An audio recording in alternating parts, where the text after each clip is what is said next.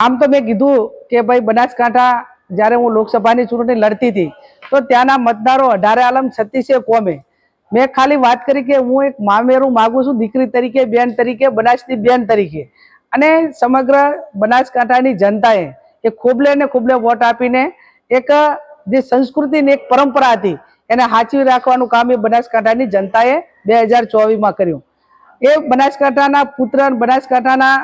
દીકરા તરીકે જ્યારે એ વાત કરે છે ત્યારે એ બનાસકાંઠાની જનતાનું એમને અપમાન કર્યું છે,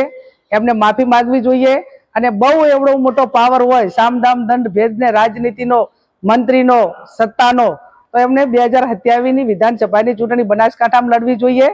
અને હું પણ મારા મોવડી મંડળને વિનંતી કરીશ કે જ્યાં પણ જગદીશભાઈ વિશ્વકર્મા ચૂંટણી બનાસકાંઠામાં લડવા માંગતા હોય ત્યાં મને પણ ટિકિટ આપે।